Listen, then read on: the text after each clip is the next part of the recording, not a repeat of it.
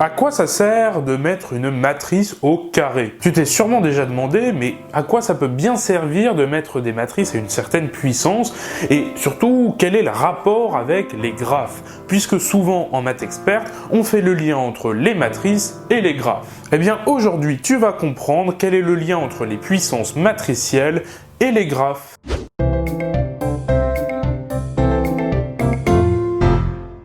Salut, aujourd'hui je vais t'expliquer comment visualiser les puissances matricielles à l'aide des graphes. Je ne vais pas t'expliquer dans cette vidéo comment fonctionne le produit matriciel, je ne vais pas faire de calcul, de matrice, enfin bref, on va pas s'attarder là-dessus en tout cas. On va surtout vraiment essayer de visualiser tout ça avec des graphes et comprendre quel est le lien, quel est le rapport entre les deux. Allez, on va considérer une matrice que l'on appelle M, qui est, si on la lit en colonne, 0, 1, 1, 1, 0, 1, 1, 1, 0, et ça c'est la matrice d'adjacence de ce graphe. Bon, c'est un graphe non orienté, puisque de toute façon on a une matrice symétrique. Puisque cette vidéo est consacrée aux puissances matricielles, on va écrire M sous la forme d'une puissance matricielle, donc on va l'écrire sous la forme M puissance 1, c'est la même chose. Maintenant j'ai calculé M carré, alors bon, je ne te détaille pas le produit matriciel ici, d'accord, c'est pas le but de cette vidéo. M carré c'est égal à cette matrice, et c'est la matrice d'adjacence de ce graphe. Donc c'est évidemment un graphe pondéré, puisqu'on a autre chose que des 0 et des 1, c'est pourquoi à chaque fois il y a des étiquettes sur les arêtes.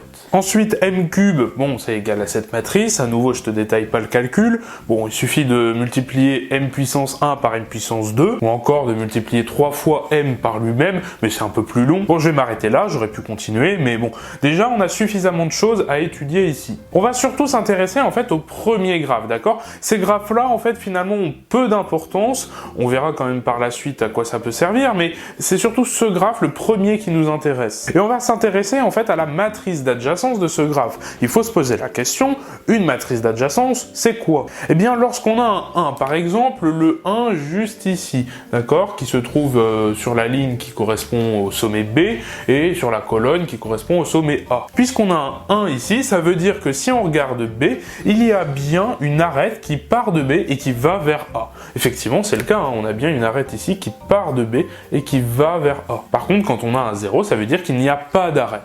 Ici, par exemple, le 0, ligne C, colonne C, ça veut dire qu'il n'y a pas d'arête qui part de C et qui va vers C. Oui, ça se voit. Mais une arête, c'est quoi? Comment on peut le voir, en fait, une arête?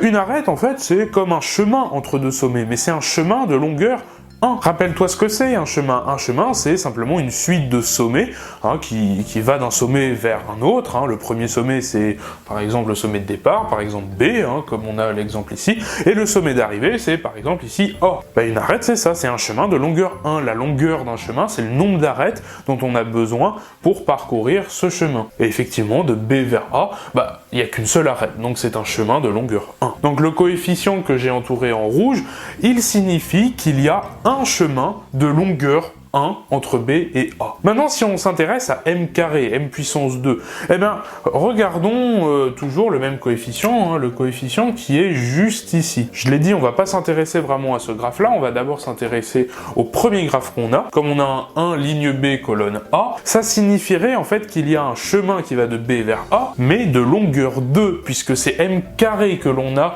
ici calculé. Comment on va de B vers A avec un chemin de longueur 2? En passant par C, je pars de B, je vais vers C, j'ai fait une arête, puis ensuite de C vers A, j'ai fait ma deuxième arête. Donc le chemin est de longueur 2. Regardons maintenant le coefficient juste ici, d'accord? Ligne C, colonne C. On revient sur notre premier graphe, on regarde le sommet C, puisque c'est celui qui nous intéresse.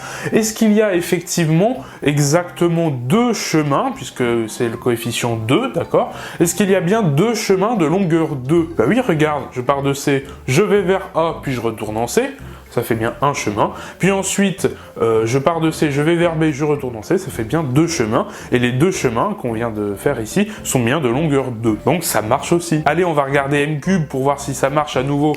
Regarde le 3 qui est ici. Donc toujours ligne B, colonne A. On part de B, cherchons tous les chemins qui partent de B et qui arrivent en A. Qu'est-ce qu'on pourrait faire? Par exemple, on pourrait aller en C, ok, super.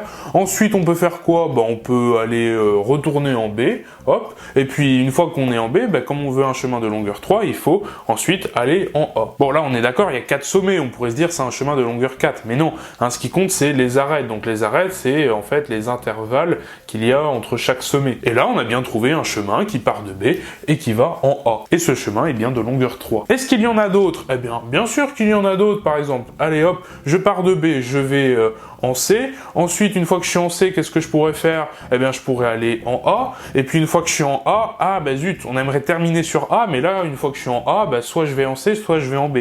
Malheureusement, non, ça marche pas, ce qu'on était en train de faire. Bon, du coup, là, on se rend compte que le chemin qu'on a trouvé juste avant, c'était le seul où le deuxième sommet, c'était le sommet C. Du coup, regardons maintenant ce qui se passe. Si le deuxième sommet, finalement, c'est le sommet A. Eh bien, on part de B. On a dit que le deuxième sommet, on testait avec A. Ensuite, qu'est-ce que je peux faire?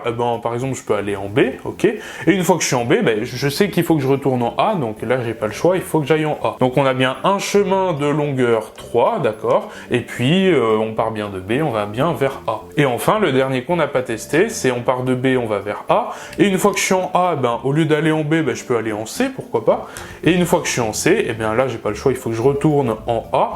Donc, hop, on a bien un chemin de longueur 3 qui part de B, qui va vers A. Et il n'y en a pas d'autres, on a ici testé tous les cas possibles. Donc, effectivement, ça marche, on a bien 3 chemins de longueur 3. Maintenant, pour le coefficient juste ici, ligne C, colonne C, il suffit de regarder. Hein. En partant de C, qu'est-ce qu'on peut faire? On peut faire A, B, C. On a bien un chemin de longueur 3, et puis on peut faire dans le sens inverse, c'est-à-dire BAC, on a bien un deuxième chemin de longueur 3, et puis on n'a pas d'autre. C'est pour ça qu'on a bien un coefficient 2 ici. Bon, évidemment, ça marche pour 4, ça marche pour 5, ça marche pour 10 milliards, et ça c'est quand même super, c'est super utile. Bon, tu te poses peut-être la question, qu'est-ce qui se passe pour 0? On teste avec des nombres strictement positifs, mais pour m puissance 0, oui, ça existe ça. Tu sais que n'importe quelle matrice à la puissance 0, ça donne la matrice identité, c'est-à-dire avec que des 1 sur la diagonale, et puis des 0 partout ailleurs. Et notre petite astuce, elle fonctionne encore. Par exemple, si on regarde le coefficient qui est juste ici, donc on part de B, on veut aller en C, et le chemin, il doit être de longueur 0. C'est pas possible, pour aller de B vers C, il faut obligatoirement passer par au moins une arête. Donc évidemment, il n'y a aucun chemin qui va de B vers C de longueur 0. Par contre, si on regarde le coefficient 1 juste ici, donc c'est-à-dire de C vers C, si on est en C, on veut aller en C, on y est déjà, donc ça y est, on a bien un chemin de longueur 0, on est passé par 0 arête. Donc c'est super, même pour 0, ça marche encore. Donc voilà, j'espère que tu as compris le lien qu'il y avait entre les puissances matricielles et les graphes. Tu vois, c'est assez logique finalement quand on y pense. Il suffit simplement de voir une arête comme un chemin de longueur 1. Une fois qu'on a réussi à faire ce parallèle-là, il suffit de le généraliser pour d'autres puissances, pour 2, pour 3, et ça permet de généraliser sur le nombre d'arêtes que doit contenir le chemin. En tout cas, c'est la fin de cette vidéo, je te remercie de l'avoir regardée jusqu'au bout. Si elle t'a plu, partage-la sur tes réseaux sociaux, lâche un like, un commentaire pour donner ton avis, abonne-toi à la chaîne pour ne pas manquer les futures vidéos, mais surtout si tu veux me soutenir financièrement, on va faire un tour dans la Médé boutique sur laquelle je vends des t-shirts comme celui-ci. Merci et quant à moi je te dis à la prochaine, salut!